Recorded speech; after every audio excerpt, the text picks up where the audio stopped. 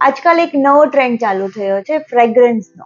મતલબ કે બધી જ વસ્તુમાં સુગંધ, સાબુથી માંડીને શેમ્પૂ, કપડાં, ઇવન અંડર ગાર્મેન્ટ્સમાં પણ ફ્રેગ્રન્સ આવે છે. કોઈ વખત સેનિટરી પેડમાં અને બચ્ચાના ડાયપરમાં બી ફ્રેગ્રન્સ આવે છે. હવે બચ્ચાના ડાયપરમાં સુગંધની શું જરૂર છે? બાળક પોટી કરે અને સ્મેલ ના આવે એટલા માટે?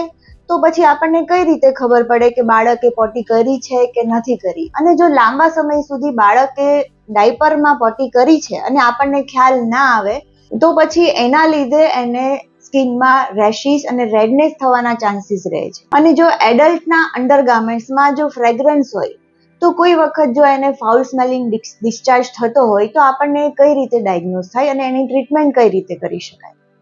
હવે સ્ટડીઝમાં એવું કહેવામાં આવે છે કે ફ્રેગ્રન્સ જે કેમિકલથી બને છે તે મોટા ભાગના કેમિકલ કાર્સિનોજેનિક હોય છે, મતલબ કે એનાથી કેન્સર થવાના ચાન્સીસ રહે છે.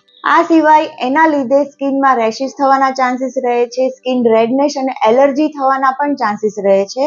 આ સિવાય ફ્રેગ્રન્સના લીધે જે કેમિકલ યુઝ થાય છે જેના લીધે એન્ડોક્રાઇનલ ડિસ્ટ્રક્શન થાય છે, મતલબ કે એ જો કેમિકલ આપણા સ્કિનના થ્રુ બોડીમાં એબ્ઝોર્બ થશે અને બ્લડમાં ભળશે તો કોઈ વખત આ કેમિકલ આપણા શરીરમાં સેક્સ હોર્મોન જેવું મિમિક કરે છે, મતલબ કે એના લીધે બોડીને કન્ફ્યુઝન થાય છે અને હોર્મોનલ ઇમ્બેલેન્સ થવાના ચાન્સીસ રહે છે.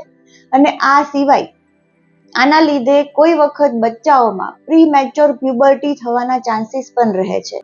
સો મારી તમને રિક્વેસ્ટ છે કે તમે અને તમારા બાળક માટે બને એટલું કેમિકલ ફ્રી પ્રોડક્ટ્સ યુઝ કરો, બને એટલા નેચરલ પ્રોડક્ટને અપનાવો અને તમે અને તમારા બાળકને હેલ્ધી રાખો. જો આ વિડીયો તમને યુઝફુલ લાગેલો હોય, આ માહિતી તમને યુઝફુલ લાગી હોય તો તમારા ફ્રેન્ડ્સ અને ફેમિલીને જરૂરથી શેર કરો.